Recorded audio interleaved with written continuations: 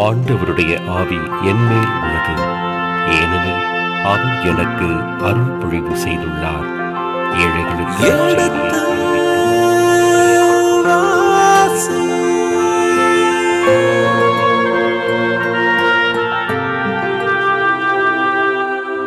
எடுத்து வாசி.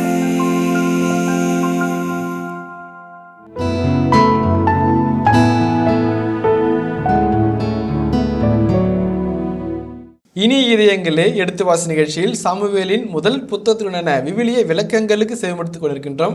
கடந்த பகுதியின் தொடர்ச்சியை இன்று தொடங்குவோம். வாருங்கள் நிகழ்ச்சிகள் செல்வோம்.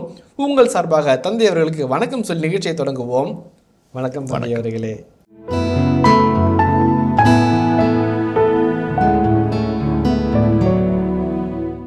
தாமஸ் மெட்டன் என்ற அழகான ஆன்மீக எழுத்தாளர் இன்றைய இறை பணியாளருடைய மிகப்பெரிய பலவீனம் என்னன்னு சொல்கிறாருனாக்கா எஃபிஷியன்சி அண்ட் சஃபிஷியன்சி. இதை நம்ம சொல்லும் போது எனக்கு சுருக்குன்னுச்சு. ஆனால் படித்து பார்க்கும்போது ஆழ்ந்த இறையில இருக்குது. ஒன்ட்ட அறிவு இருக்குது, படிப்பு இருக்குது, திறமை இருக்குது, நாலேஜ் இருக்குது, சமயோசித புத்தி இருக்குது, உன்னுடைய சூழ்ச்சி மதி இருக்குது, முன்மதி இருக்குது, ஸ்ட்ராட்டஜி இருக்குது, பிளான் இருக்குது, எல்லாம் இருக்குது. ஆண்டவர் எங்கே வருவார்? You feel efficient, you feel sufficient. பெரிய கட்டடம், பெரிய ஆஃபீஸு, பெரிய ஸ்கூலு, பெரிய இன்ஸ்டிடியூஷனு, எஃபிஷியன்ஸ், டார்கெட்டு, சென்டம். ஒரு சென்டம் போய் இப்போ ஸ்டேட் ஃபஸ்ட்டு, ஸ்டேட் செகண்டு, 100 பேர் சென்டம் வாங்குறாங்க, 100 பேர் நீட்டுக்கு போகிறாங்க. எஃபிஷியன்சி அண்ட் சஃபிஷியன்சி, அங்கே கடவுளும் சேவையும் இல்லாமல் போகிறது. One of the major drawback of modern ministry is efficiency and sufficiency. We crave for efficiency and sufficiency, whereby we empty God. உன் பலவீனத்தின் பலம் வெளிப்படும். You are full of yourself. Where is God? மெட்டன் கேட்கல அப்படி பயங்கரமாக இருந்துச்சு. எனக்கு அப்படியே மூஞ்சில் அடித்த மாதிரி இருந்துச்சு. நம்மளுக்கு உரைக்கலையே இது அப்படின்னு நினச்சோம். உன் அறிவை கொண்டு போராடுகிறாய், உன் பணத்தை கொண்டு போராடுகிறாய், உன் புகழை கொண்டு போராடுகிறாய், உன்னுடைய பதவி கொண்டு போராடுகிறாய், உன்னுடைய அதிகாரத்தை கொண்டு போராடுகிறாய், உன்னிடம் எல்லாம் இருக்கிறது. எதற்கு கடவுள் என்ற ஒரு எண்ணம் எனக்குள்ளாக வருகிறது. ஜெபிக்க மறக்கிறேன், சேவையை மறக்கிறேன், வெற்றியை நினைக்கிறேன், மகுடத்தை நினைக்கிறேன், புகழை நினைக்கிறேன், பதவியை நினைக்கிறேன், இன்னும் உயர வேண்டும் என்ற வெறியை நினைக்கிறேன். அப்போ கடவுளுக்கு அங்கே இடமே இல்லாமல் போகுது. அழகான ஒரு காட்சியை யோனாத்தான் நம்ம சொல்கிறார். எஃபிஷியன்சி அல்ல, சிலராலோ பலராலோ ஆண்டவருக்கு வெற்றி கொண்டுவது தடையே இல்லை. I can bring back success. கொன்றுவார். 5 கூழாங்கல் தட்டி தூக்குனார் கோலியாத்தை. ஏன்? அவர் உலகின் கண்களுக்கு பலவீனராக இருந்தார். கையில் ஈட்டி இல்லை, கையில் கேடை இல்லை, கையில் வாள் இல்லை, கையில் எதுவுமே இல்லாமல் ஒரு கவனும் கோலும் மட்டும்தான் அவருக்கு சொந்தம். ஆண்டவர் பக்கம் இருந்தார். Secret weapon. நிறைய சமயத்தில் நம்மளுக்கு எல்லா வெப்பனும் இருக்குது. இந்த சீக்ரெட் வெப்பன் என்கிற ஜெபம் இல்லை, சீக்ரெட் வெப்பன் கிரேஸ் இல்லை, சீக்ரெட் வெப்பன் என்கின்ற பணிவாழ்வின் பணிவில்லை. We are efficient, sufficient, no need of God. இந்த ஒரு மாடர்ன் எத்தெயிசம் நம்முடைய மனசுக்குள்ளே வந்துக்கிட்டே இருக்குது. இதை அழிக்க வேண்டும், இதை ஒழிக்க வேண்டும். இல்லை என்றால் நாம் செத்து போவோம், ஆன்மீக வாழ்வில் செத்து போவோம். இதுதான் பெரிய அச்சுறுத்தல். மெட்டனுடைய வார்த்தையில் படிக்கும்போது ரொம்ப பயந்தேன். ஓ மை காட், இது இவ்வளோ பெரிய டேஞ்சரானு. ஆனால் அது நம்மளை சிந்தனைக்கு உள்ளாக்குகிறது. 2வது கருத்து, அந்த நடுக்கம் ஆண்டவரின் நடுக்கமாக இருந்தது. ரொம்ப அழகான ஒரு செய்தி. சில சமயத்தில் வெற்றி யாரால் வருகிறது என்ற ஒரு கேள்வி எப்பொழுதுமே நமக்குள்ளாக இருக்கும். யாரை வச்சு விளையாண்டா ஜெயிக்கலாம் இல்லைங்களா? கோச்சினுடைய முதல் கேள்வி யாரை வச்சு விளையாடலாம்? ஓப்பனரா, டெய்லண்டரா, இன்ஸ்விங்கரா, அவுட் ஸ்விங்கரா, ஸ்பின்னரா, ஃபேஸ் பவுலரா யோசிப்பாங்க. அது விளையாட்டு யுக்தி. வாழ்க்கை யுக்தியும் இறையியல் போராட்டங்களும் அதை வெற்றி சார்ந்தது அல்ல. மாறாக வெற்றி யாரால் வருகிறது? ஆண்ட்ரூன்னு ஒரு பிரதர் இருந்தார். செமஸ்டருக்கு 4 சப்ஜெக்ட் ஃபெயில் ஆவார். என்னப்பா அப்படின்னா 3 க்ளீன் போல்டு அப்படிம்பார். 3 சப்ஜெக்ட் போச்சுன்னு அர்த்தம். 2 செமஸ்டர் ஒரு வருஷத்தில் 6 சப்ஜெக்ட் எழுதி முக்கி முன்னறி படிப்பார். எல்லாரும் 2வது வருஷம் படிக்கல, 1வது வருஷம் வீட்டை முக்கி படிச்சுட்டு இருப்பார். தடுமாறி அப்படி 4 வருஷம் முடிச்சிட்டாரு. சாமியாராக போக முடியாதுன்ட்டாங்க. அறிவு கொஞ்சம் கம்மியாகுது, புத்திசாலித்தனம் இல்லைன்ட்டாங்க. பிரதராக மட்டும் வந்துடுறேன் அப்படின்னு கேட்குறாரு. சபையில் கூட்டுறாங்க, கவுன்சிலிங் மீட்டிங் நடக்குது. ஒரு பிரதர் சொல்கிறாரு, மக்கு பிளாஸ்டரி உருளைக்கிழங்கு மாதிரி இருக்கிறாரு, இஸ் எ பொட்டேட்டோ, அவரை வச்சு என்ன பண்ணுவீங்க சபையில்? ஒன்றும் செய்ய முடியாது, அனுப்பிவிட்ருங்க அப்படின்றாங்க. இன்னொருத்தர், இந்த மாதிரி பல பேரை பார்த்தோம், அப்படி ஏனோ தானோன்னு வச்சு சபை நடத்துறதுக்கு நம்ம ஒன்றும் சத்திரம் இல்லை அப்படின்றாரு. அந்த சபையினுடைய தலைவருக்கு கோபம் வருது. அறிவாளிகளுக்கும் படிப்பாளிகளுக்கும் திறமைசாலுக்கும் மட்டும்தான் சபை அப்படின்னாக்க சாதாரண பாமர மக்களுக்கும் எளிய மக்களுக்கும் சேவை செய்ய உரிமை இல்லையா அப்படின்னு ஒரு கேள்வி கேட்குறாரு. அப்போ ஒரு பிரதர் கேட்குறாரு, அப்படின்னா இவர் நீங்கள் பொறுப்பெடுத்துக்கிறதா இருந்தால் நீங்கள் பட்டம் கொடுங்க அப்படிங்கிறாரு. அவர் சொல்கிறாரு, எனக்கு நான் அவருக்கு பட்டம் கொடுப்பேன், நான் முன்மொழிகிறேன், ஏன்னா அவர்கிட்ட பக்தி இருக்குது. சூசையப்பர் மேலே அவ்வளோ பக்தி அவருக்கு எனக்கு தெரியும், அதை நம்பி நான் பட்டம் கொடுக்குறேன்னாரு. பட்டம் கொடுத்த பிற்பாடு அவர் கூப்பிட்டு சொல்கிறார், ஆண்ட்ரூ உனக்கு யாரும் சப்போர்ட் பண்ணல, ஒரு கொஞ்சம் பேர் ஒத்துழைச்சாங்க, அவருடைய துணையோடு நான் உங்களுக்கு பர்மிஷன் வாங்கி பட்டம் கொடுத்துருக்குறேன். உங்களுக்கு வேறு வேலை ஒன்றும் கொடுக்கல கண்ணு, உங்களை ஸ்டோர் ரூமில் போடலை, ஃபைனான்ஸில் போடலை, அட்மினிஸ்ட்ரேஷனில் போடலை, அல்லது டிரான்ஸ்போர்ட்டேஷன்னு பிஆர்ஓ போடலை, ரிசப்ஷனில் உட்காந்து வரவேற்புகளில் உட்காந்து வரப்போகிறவங்களை கவனிச்சிக்கப்பா அப்படிங்கிறாரு. ஓ அண்ணா நீ 2 வருஷத்தில் ப்ரூவ் பண்ணு, அப்புறம் வேறு இடத்துக்கு மாற்றி கொடுக்குறேன் அப்படிங்கிறாரு. பிரதர் ரொம்ப பொறுமைசாலி, அன்பானவர், பக்தியானவர். உங்களுடைய உதவிக்கும் உங்களுடைய தாராள மனத்திற்கும் நன்றி, என்னால் முடிஞ்சதை நான் செய்கிறேன் அப்படின்ட்டு போய் இப்போ ரிசப்ஷனில் உட்காந்துக்குவார். நிறைய பேர் வருவாங்க நம்ம இடத்துக்கு. ரெக்டரை பார்க்கணும், ஃபஸ்ட் ஃப்ளோர் ஃபஸ்ட் ரூமுங்க. ப்ரொக்ரேட்டரை பார்க்கணும், கிரவுண்ட் ஃப்ளோர் ஃபஸ்ட் ரூமுங்க. அட்மினிஸ்ட்ரேட்டரை பார்க்கணும், வாங்க நான் கூப்பிட்டு போகிறேன், பின்பக்கத்தில் கூட்டு போய் அட்மினிஸ்ட்ரேட்டர் காமிப்பார். டைனிங் ஹால் எங்கே, டைனிங் ஹால் கூப்பிட்டு போவார். அதான் அவங்க வேலை, ஃபுல் டைம் வேலை. நிறைய ஓய்வு நேரம் கிடைக்கும். வெள்ளை பேப்பரில் சூசையப்பர் படத்தை வரைவார், பென்சிலில் வரைஞ்சிட்டு யாரோ போக்குள்ள அங்கிள் பார்த்துட்டிங்களா அப்படிம்பாரு. அப்படிம்பாரு.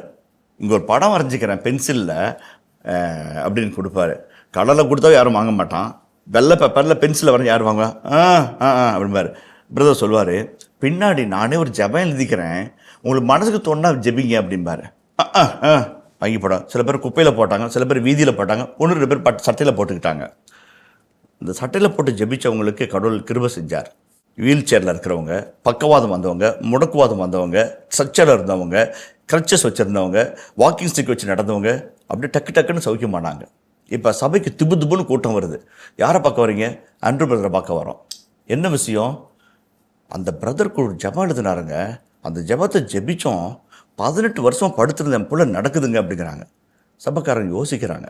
அறிவாளிங்க, புத்திசாலிங்க, திறமசாலிங்கன்னு தங்களை மாறுதட்டிக்கணுங்க அப்படியே யோசிக்கிறாங்க, என்ன இது அப்படிங்கிறாங்க.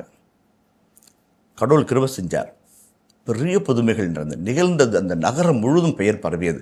ஒரு 30க்கு 100 என்கிற பெரிய அரங்கத்தில் அவர் பெயரால் நடந்த புதுமைகள் அப்படியே வேளாங்கண்ணியில் அருங்காட்சியம் வச்சுக்கிற மாதிரி காட்சியும் சாட்சியும்னு சொல்லி வச்சுக்கிறாங்க. நிறைய கிரச்சஸ், நிறைய ஸ்ட்ரக்சர்ஸ், நிறைய வீல் சேர்ஸ், நிறைய வாக்கர்ஸ் அப்படியே புதுன்னு இருக்குது. இன்றைக்கு அந்த Andrew, Saint Andrew of Montreal, திருச்சிலுவை சபையினுடைய உன்னதமான புனிதர். என் பசங்கள்கிட்ட சொல்கிறது, நீ 90 மார்க் வாங்கி திறமசாலியாகி ரேங்க் ஹோல்டராக தான் சாமியார் கிடையாது. 40 மார்க் வாங்கி கூட ஒரு நல்ல ஜான்மரி வேணியாக நீ வாழலாம் முடியும். நம்பிக்கை இருந்தால், கடவுளுடைய நம்பிக்கை வந்தால் வாழலாம். அதான் சொல்கிறது. யோனத்தான் ஒரு அழகான பாடம். யோனத்தான் யார்? சவுளை போல ஒரு பராக்கிரமசாலி அல்ல. எல்லாரும் உயர்ந்தவனாகவும் தினவிடத்து தோள்களும் அகன்ற மார்பும் பரந்த நெற்றியும் உறுதியான கரங்களும். யோனத்தான் ஒரு சாதாரண மனிதர். சிலரை வைத்தோ பலரை வைத்தோ ஆண்டவரால் வெற்றி கொணர முடியும் என்று நம்பிய மனிதர். வெற்றி கொணர்ந்தார். எதிரியின் பாசறைக்குள்ளாக நுழைந்து அவனை வெறியை வரவழைத்து தாக்கி கொன்று வெற்றி உண்டு என்று நிரூபித்து காட்டினார். இந்த ஆண்ட்ரூவை போல அநேக பேர் நமக்குள்ளாக இருக்கிறார்கள். அவர்கள் எதை நம்பி ஜெயிக்கிறார்கள்? ஆண்டவரை நம்பி ஜெயிக்கிறார்கள். ஆண்டவரால் ஜெபிக்கிறார்கள், ஆண்டவரில் ஜெயிக்கிறார்கள். இதை நம்ம புரிஞ்சுக்கிட்டோம்னாக்க நம்மளுக்குள்ளாக எந்த தாழ்வு மனப்பான்மையும் வராது. தோத்துட்டோம், ஒரு தடவை 2 தடவை இனி முடியாது சொல்ல மாட்டோம். இந்த முறை இல்லை, அடுத்த முறையில் அந்தாண்ட முறை. அந்த முன்னோக்கிய பயிற்சிக்கு அந்த ஆண்டுடைய துணை நமக்குள்ளாக இருக்கும். யோனத்தான் ஒரு அழகான பாடம். வெற்றி என்பது என் அறிவாலும் என் திறமையாலும் வந்துவிட்டால் இறைவன் எதற்கு? இறைவன் துணையால் வெற்றி வருகிறது என்றால் என் அறிவு அதற்கு துணை போகிறது என்பது ஒரு அருமையான பாடம். அதுதான் யோனத்தான் மிக அழகாக சுட்டி காட்டுகிறார். 2வது, இந்த நடுக்கம் ஆண்டவரால் நிகழ்ந்தது. பாளையத்தில் மக்கள் மத்தியிலே நில ஒளியில் எல்லைக்காவல் இருக்கிறவங்க எல்லாருக்கும் அந்த நடுக்கத்தை உணர்ந்தாங்க. அந்த நடுக்கம் ஆண்டவரால் நடந்தது. அதான் செங்கடலை இஸ்ராயல் மக்கள் கடந்து போகும்போது பார்வோனின் படை பின்னாடி வருது. அந்த பக்கம் ஆர்த்தலும் கடலை ஓங்கி அடிங்கிறாரு. கடல் பிரியுது, பூந்து போகிறாங்க. பின்னாடி பார்வோன் படை வருது. அவங்க அந்த கரையை போயிட்டாங்க. கடல் அடிங்கிறாரு, கடல் அடிக்கிறாங்க. கடல் தண்ணி மூடுது, பார்வோனுடைய படைகள் மூழ்குது. அவங்க சொன்ன ஒரு வார்த்தை, ஆண்டவர் அவர் சால்பாய் போரிடுகிறார், அவரை யார் எதிர்த்து நிற்க முடியும்? ஆண்டவர் அவர் சார்பாய் போரிடுகிறார். அவர்களை யார் எதிர்த்து நிற்க முடியும்? நிறைய சமயத்தில் வெற்றி நம்மால் வருகிறது, சாதனை நம்மால் நிகழ்த்தப்படுகிறது, சரித்திரங்கள் நம்மால் படைக்கப்படுது நம்ம நினைக்கிறோம் பாருங்க, நம்ம சரிந்து போவோம். ஆண்டவரால் நிகழ்து என்றால் உயர்ந்து நிற்போம். அந்த ஒரு பாடத்தை யோனத்தான் அழகாய் மிக மென்மையான தென்றலை போல நமக்கு சுட்டி காட்டுகிறதாக இந்த பகுதியில் நான் உணர்றேன். 15 வசனங்கள் தான், ஆனால் அழகான ஒரு இறையியலை நமக்கு மறுக்க முடியாத இறையில் நமக்கு சொல்லுகிறது. Efficiency sufficiency it becomes a deficiency. மாறாக இறைவனால் எல்லாம் கூடும். அதனால தான் பவுலடிகளார் சொன்னார், எனக்கு உறுதியூட்டும் இயேசு கிறிஸ்துவால் எதையும், அந்த எதையும் ஒரு 100 பக்கத்துக்கு எழுதலாம். எனக்கு உறுதியூட்டும் இயேசு கிறிஸ்துவால் எதையும் எனக்கு ஆற்றல் உண்டு. அழகான வார்த்தை பாருங்க. திருப்பாடல்களிலே ஒரு அழகான இறைவசனம் உண்டு. ஆண்டவரே நீர் வலப்பக்கம் அமரும். அதுக்கு நிறைய கமெண்டேட்டர்ஸ் நிறையபடி விளக்க சொல்றாங்க. என்னுடைய சின்ன ஒரு விளக்கம் என்னன்னாக்க, அது போர் வீரனுடைய சங்கீதம். ஒரு போர் வீரனுடைய கையில் defence weapon shield, offence weapon sword. நீ இந்த பக்கத்தை நான் அடிச்சினாக்க எப்படி தடுத்துக்குவேன்? நான் ஒன்று அடிக்க போகும்போது இங்கே என்னை தாக்குனாங்கன்னா எனக்கு ஆள் இல்லை, என் வலப்பக்கம் அமரும். வேற M week you come and stand என்று ஜெபிப்பதாக அது ஒரு விளக்கு வரையாளர் சொல்கிறார். ரொம்ப பிடிச்சிருக்கும். எங்கே நம்ம பலமாக இருக்கணும் அங்கே நீங்கள் நின்றுக்க, எங்கே நம்ம பலமாக இருக்கணும் எங்கே நான் தூக்கி பிடிங்க. அதுதான் ஜெபம். யோனத்தான் அந்த ஒரு அழகான பாடத்தை நமக்கு கற்றுத்தருகிறார். 3வது தலைமைத்துவ பண்பாக இந்த 15 வருஷங்களில் நாம் மேற்கொள்ள வேண்டிய ஒரு அழகான பாடம், அது வேடிக்கையாக சொல்லணும்னாக்க ரஸ்கான்னு சொல்லலாம். ரஸ்க்குங்கிறது ரொம்ப நோகாமல் நொங்கு சாப்பிட்றது, காலை உணவு அப்படி ஈஸியாக சமாளிச்சுட்டு போகிறது, அப்படி சூப்பர்ஃபிஷியலாக எஃபர்ட் எடுக்காமல் கேஷுவலாக காஃபி சூடு பண்ணி டிகாஷனை போட்டு இந்த ரஸ்கை நினச்சி சாப்பிட்டுட்டு போயிட்டே இருக்கிறது இயல்பானது, எந்த ஒரு முயற்சி எடுக்காமல். இப்படிப்பட்டவர்கள் சொகுசு வாழ்க்கைக்குள்ளாக இருக்கிறவர்கள். அழைத்தல் வாழ்வு என்பது சொகுசு வட்டத்திற்குள்ளாக இருந்து பணிபெறுகின்ற ஒரு சொகுசு பயணம் அல்ல. அது கற்களும் முற்களும் அடைந்த கல்வாரி பயணத்தினோடான பாதை. நம்ம வெளியே சிலுவையை சுமக்கவும் கலப்பையில் கை வைக்கவும் திரும்பி பார்க்காமல் இருக்கிற ஒரு திறனையோடு முன்னோக்கிய பயணம். கல்லும் முள்ளும் உண்டு, காட்டும் மேடும் உண்டு. நகர்ந்து செல்ல வேண்டும், ஊர்ந்து செல்ல வேண்டும், தவழ்ந்து செல்ல வேண்டும். எல்லா நிலைகளும் நம்மளை பயணிக்க உட்படுத்தினால் மட்டுமே வெற்றி நமது வசமாகும். இந்த யோனத்தான் எவ்வளவு பெரிய மிகப்பெரிய ஒரு ரிஸ்க் எடுக்கிறார். எதிரியின் பாளையத்திற்குள்ளாக கடந்து போகிறார், தவழ்ந்து போகிறார், ஊர்ந்து போகிறார், அவனுக்கு சவால் விடுகிறார், அவனுக்கு கவனத்தை சிதறடிக்க வைக்கிறார், உயிரை பணம் வைக்கிறார், கரணம் தவிர்த்தால் மரணம் என்ற நிலைக்கு தன்னை உட்படுத்திக் கொள்கிறார். அரை ஏக்கர் நிலப்பரப்பிலே 20 பேரை வெற்றி வீழ்த்தி நமக்கும் வெற்றி உண்டு, நம்மாலும் வெல்ல முடியும் என்ற ஒரு செய்தியை அந்த இடத்திற்கு அனுப்பி வைக்கிறார். When there is no pain, no gain. Where there is no risk, there is no success. நல்ல தலைவன்கிறவன், முன் முயற்சிகள் எடுக்கிறவன், முனைந்து எடுக்கிறவன். இந்த பண்பை நாம் கற்றுக்கிட்டோம்னாக்க யோனத்தானை போல நாம் பல இடங்களில் நின்று ஜெயிக்கலாம். இந்த கருத்தோடு இந்த பகுதி நிறைவு செய்து அடுத்த பகுதியை நாம் கடந்து செல்வோம். ஏறக்குறைய 1 சாமுவேல் 14ஆம் அதிகாரம் 1 முதல் 15 வரல இறைவாத்தில் நம்ம பார்த்தோம். இருந்தாலும் ஒரு சின்ன கருத்து சொல்லணும்னு மனசு சொல்லுது. 6ஆம் வசனத்தை வாசிப்போமே. யோனத்தான் தம் படைக்கலன்களை வைத்திருந்த ஊழியனை நோக்கி, வா, இந்த விருத்த சேதன மற்றோரின் எல்லை காவலுக்கு கடந்து செல்வோம்.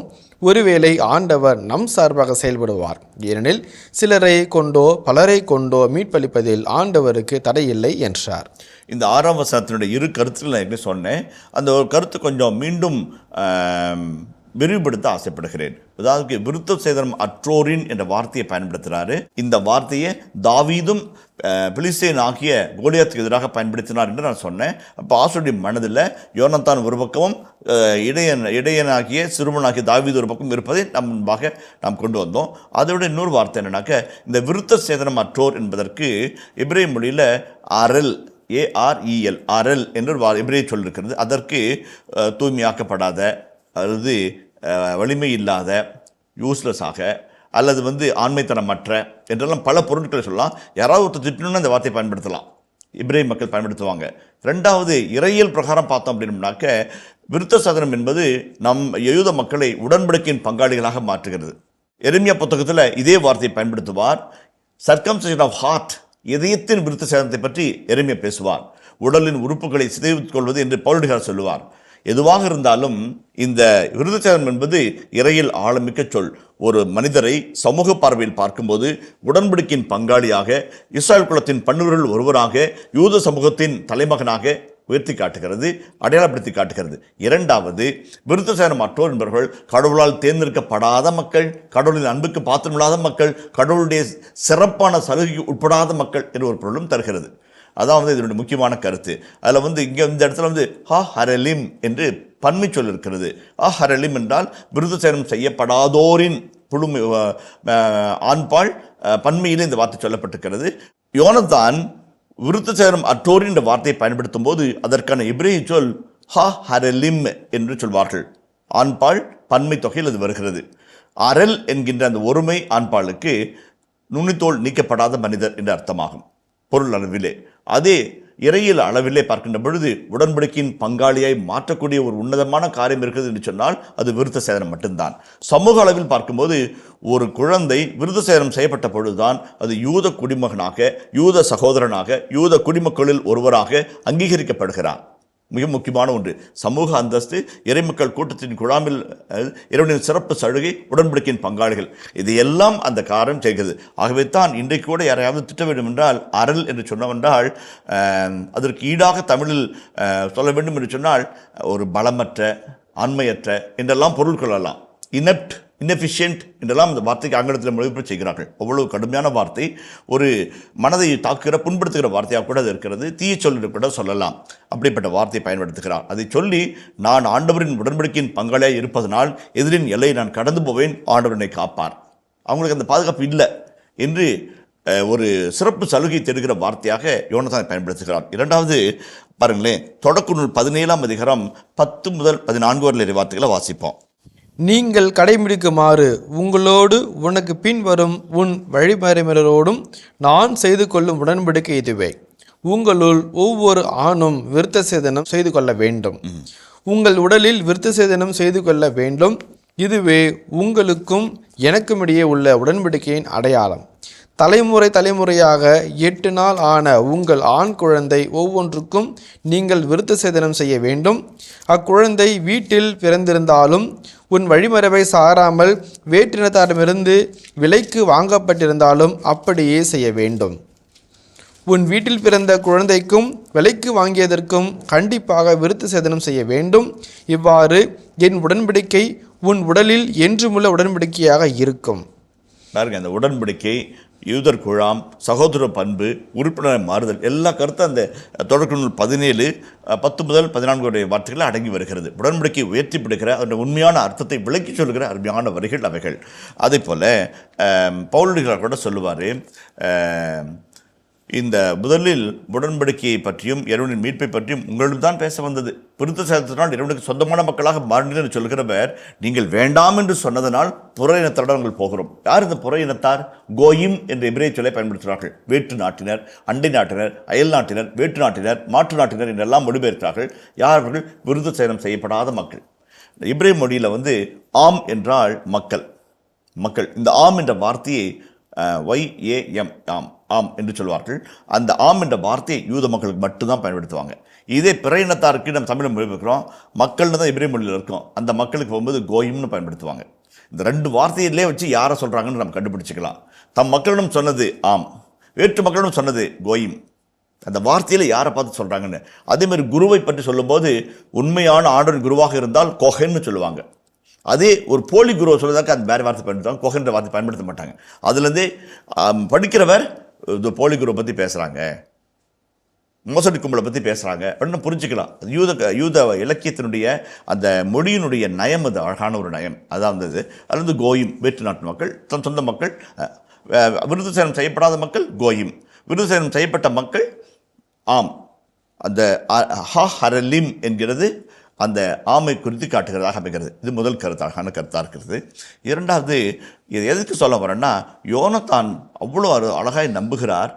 நான் இறைவனின் உடன்படிக்கையின் பங்காளி, இறைமக்கள் கூட்டத்தினுடைய உறுப்பினர், ஆண்டுடைய சிறப்பு சலுகை பெற்றவர். நான் எதிரின் கடத்தில் போனாலும் அவர் என்னை காப்பாற்றுவார். அந்த நம்பிக்கையின் வெளிப்பாடாக அந்த வார்த்தையை பயன்படுத்துகிறார். யாரையும் புண்படுத்துவதாக அவர் சொல்லவில்லை, அடுத்துறை தரம் தாழ்த்தி பேசுவதற்காக அவர் பயன்படுத்தவில்லை. இரண்டாவது, ஒருவேளைன்னு ஒரு வார்த்தை வருது, படிங்களேன், அந்த வசனத்தை தொடர்ந்து வாசிங்களேன். ஒருவேளை ஆண்டவர் நம் சார்பாக செயல்படுவார். நல்லா பாருங்க, அருமையான ஒரு வார்த்தை. ஒருவேளை நாங்கள் இங்கிலீஷ் எப்படி சொல்லுவோம்? பெர்ஹாப்ஸ். ஆண்டவர் நம்ம சார்பாக செயல்படுவார். அதான் உண்மையானது. ஒருவேளை, அந்த ஒருவேளை ஒப்புக்கு சொல்கிறது, அவர் செயல்படுவார்ன்றது தான் உறுதியான மனப்பாடு. ரோமேர் 8:31 வாசிங்களேன். இதற்கு மேல் நாம் என்ன சொல்வோம்? கடவுள் நம் சார்பில் இருக்கும் பொழுது நமக்கு எதிராக இருப்பவர் யார்? கடவுள் நம் சார்பாக இருக்கும்போது நமக்கு எதிராக இருப்பவர் யார்? If God is with us who can be against Against us. இவ்வளோ அழகான வார்த்தை பாருங்கள். ரோமர் 8:31 அவ்வளோ வலிமையான வார்த்தை. அது எங்கேருந்து வருது? ஒருவேளை ஆண்டவர் நம் சார்பாய் செயல்படுவார். போல்டுகிறார் வந்து அப்படியே அடித்து நவுத்துறாரு. நம் சார்பாய் அவர் செயல்பட்டா எவன்டா நிற்க முடியும்? யார் நிற்க முடியும் அப்படிம்பார். ரொம்ப அழகாக கேட்பார். அதே வந்து ரோமையர் 8:35 வாசிப்போம். 35-36 இன்னும் அழகான வார்த்தை இருக்குது. ரோமையர் 8:35-36 கிறிஸ்துவின் அன்பிலிருந்து நம்மை பிரிக்கக்கூடியது எது? வேதனையா, நெருக்கடியா, இன்னலா, பட்டினியா, ஆடையின்மையா, இடரா, சாவா, இதுதான் நம்மை பிரிக்க முடியும். பொருட்டு நாள்தோறும் கொல்லப்படுகிறோம், வெட்டுவதற்கென நிறுத்தப்படும் ஆடுகளாக கருதப்படுகிறோம் என மறைநூலில் எழுதியுள்ளது அன்றோ? இன்னொரு 7 காரியம் இருக்கும். ஆயினும் நம்மேல் அன்பு கூர்ந்தவரின் செயலால் மேற்கூறியவை அனைத்திலும் நாம் வெற்றி மேல் வெற்றி அடைகின்றோம். ஏனெனில் சாவோ, வாழ்வோ, வானதூதரோ, ஆட்சியாளரோ, நிகழ்வனவோ, வருவனவோ, வலிமை மிக்கவையோ, உன்னதத்தில் உள்ளவையோ, ஆழத்தில் உள்ளவையோ, வேறெந்த படைப்போ நம் ஆண்டவர் இயேசு கிறிஸ்துவின் வழியாய் அருளப்பட்ட கடவுளின் அன்பிலிருந்து நம்மை பிரிக்கவே முடியாது என்பது என் உறுதியான நம்பிக்கை. உறுதியான நம்பிக்கைன்னா எதுவுமே என்னை பிரிக்காது, எதுவும் பிரிக்காது. வேதனையா, பசியா, பட்டியா, ஆடையின்மையா, சாவா, துன்பமா, துயரமா, கதறலா, கண்ணீரா, நத்திங். அவனோ இவனோ, வானதூதரோ, படைக்கலன் தாங்களோ, ஆள்பவரோ, ஆட்சி செலுத்துகிறோ, அவங்க அப்படி பட்டியலிடுறாரு. இறை காரியங்கள், மனித காரியங்கள் 14 கேட்டகரி சொல்கிறார். 14 இது உலகமே அடங்கிடுது. இந்த 14 காட்டு சொல்லி எவன் என்னை பிரிக்க முடியுங்கிறார். அப்படி சாமியோடு நம்ம ஒன்று திருந்தோம்னா 8:31 சாத்தியமாகும். எவன் எனக்கு எதிராக நிற்க முடியும்? சரிங்களா? அதை தான் இந்த தாவீதும் சொன்னார். நீ படையை நம்பி வரடா, நீ படைக்கலனை நம்பி வரடா, நான் சாமி நம்பி வரேன். இல்லை, அதுதான் அந்த அந்த உண்மையான ஒரு விசுவாச கோட்பாடு. Perhaps he may deliver as. ஆண்டவர் நம் சார்பாக செயல்படுவார். யோனத்தானுடைய வார்த்தை, அதில் இன்னொரு அழகான வார்த்தை பாருங்கள். யோனத்தான் என்ற அந்த பெயரையே வந்து பிரித்து போட்டோம்னாக்க, யோ என்றால் யாவே, தான் தான் தான் தான் அப்படின்னாக்க நத்தான் என்றால் கொடுக்கிறது. ஆண்டவர் கொடுத்தார், ஆண்டவர் அவர்களை கொடுத்தார். அதான் அந்த வார்த்தைக்கு முழு பொருள். யோனத்தான் என்று சொன்னால் யோ யாவே, நத்தான் என்றால் கொடுப்பது, டு கிவ் அப்படின்றது. அது தான் என்பது அவர்கள். ஆண்டவர் அவர்களை கொடுத்தார். அவர் பேரே வந்து ஆண்டவர் நம் சார்பாக செயல்பட்டு அவர்களை கொடுப்பார். அதான் வார்த்தை. அவனுடைய வார்த்தை, அவனுடைய பெயர் வாழ்வாக மாறப்போகுது. நம் சார்பாக செயல்படுவார். ஆண்டவர் கொடுத்தார், அவர்களை என் கையில் கொடுத்தார். அதாவது அதனுடைய 3வது பகுதி வாசிப்போமே. அது இன்னொரு அழகான வார்த்தை. ஏனெனில் சிலரை கொண்டோ பலரை கொண்டோ மீட்பு அளிப்பதில் ஆண்டவருக்கு தடையில்லை என்றார். இந்த வசனம் எந்த வசனம் மனசுக்கு வருது பாருங்க, சொல்லுங்க பார்க்கலாம். சிலரை கொண்டோ பலரை கொண்டோ ஆண்டவர் நமக்கு வெற்றி அளிப்பதில் அவருக்கு தடை இல்லை. நீதித்தலைவர்கள் புத்தகத்தில், நீதித்தலைவர்கள் கிதியோனுடைய கதை ஞாபகத்துக்கு வருது. சிலரை கொண்டோ பலரை கொண்டோ. இப்போ நிறைய பேர் இருந்தாங்க, நீ போ நீ போ நீ போ நீ போ நீ போ நீ மட்டும் வா, கூட்டு போறாரு. அதே மாதிரி பெரும்படையை கொண்டு அவர் வெற்றி கொண்டார்.